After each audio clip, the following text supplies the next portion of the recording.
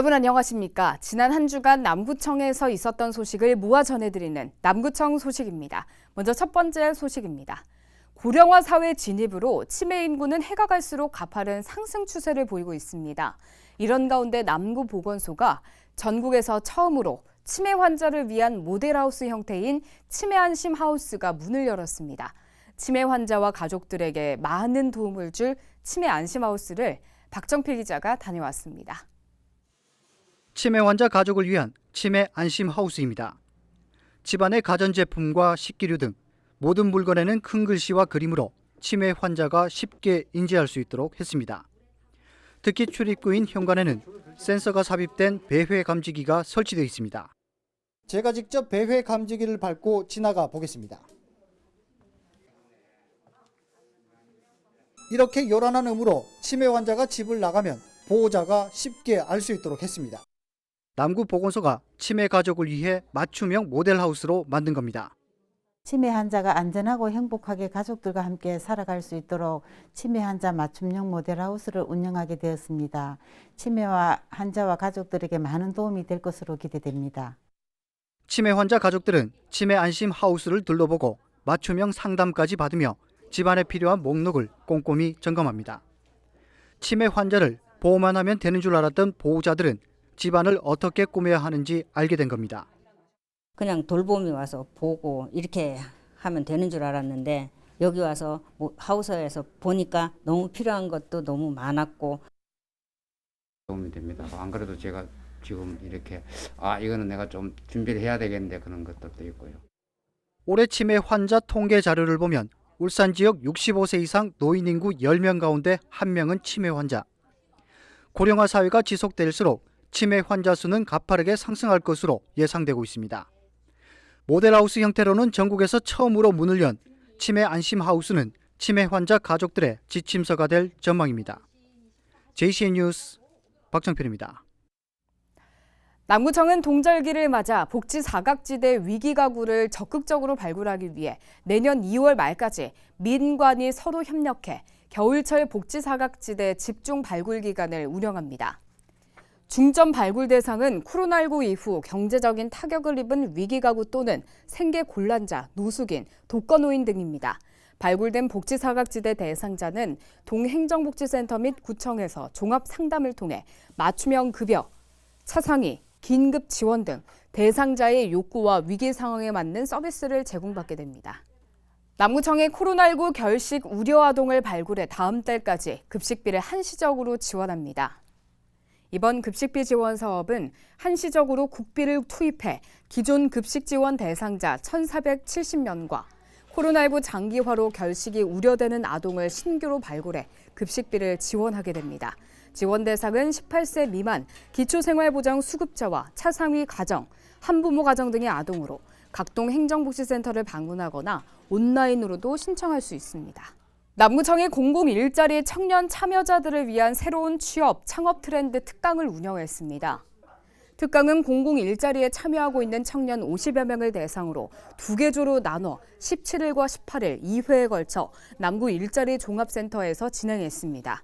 특강 내용은 고용시장의 이해 및 2022년 취창업 트렌드 알아보기, 다양한 일자리 기회와 정보, 창업자 입문 등으로 구성됐습니다.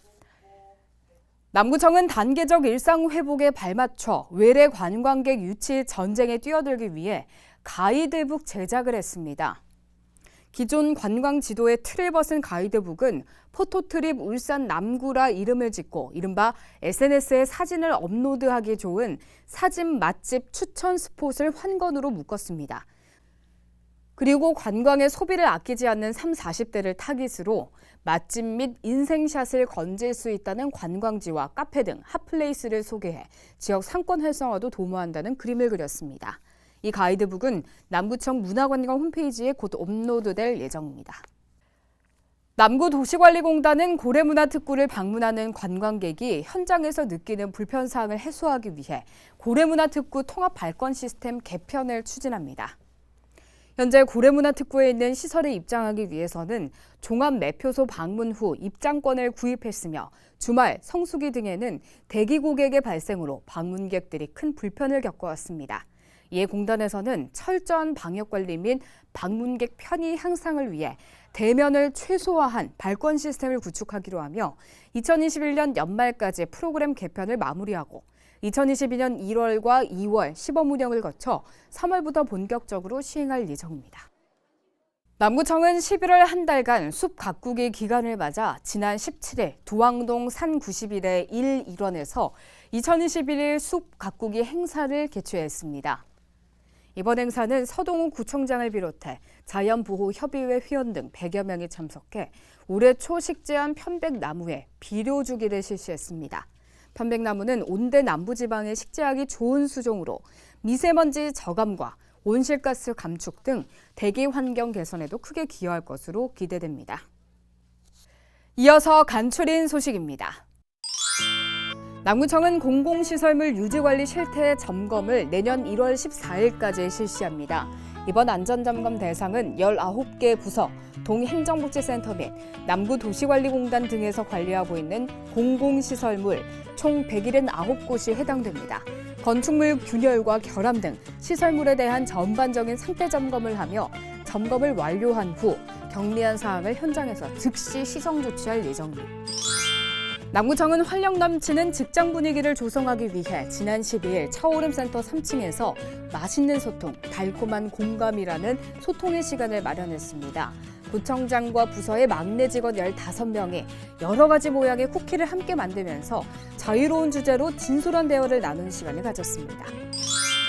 남구청은 지난 11일과 12일 남구 신정일동 달동, 3호동, 야은 장생포동 마을복지계획단을 대상으로 마을복지계획 수립 지원 교육을 완료했습니다. 마을복지계획 수립 교육은 지난 6월 발대식을 시작으로 주민 욕구 조사 실시, 돌봄 대상자 선정 및 생활 의제 등을 정하는 등 총 16회의 교육을 성공적으로 마무리했습니다. 남구청은 공중위생서비스 평가 결과에 따른 위생관리 등급을 공중위생관리법 제14조에 의거해 남구청 홈페이지 게시판에 공표합니다. 2021년 공중위생서비스 평가는 이 미용업 1,630여 곳을 대상으로 공무원과 명예공중위생감시원으로 구성된 평가반이 직접 업소를 방문해 평가했으며 그 결과 녹색 등급 최우수 업소 624곳, 황색 등급 우수업소 751곳으로 작년 대비 위생관리 수준이 향상된 것으로 나타났습니다. 지금까지 남구 소식이었습니다. 고맙습니다.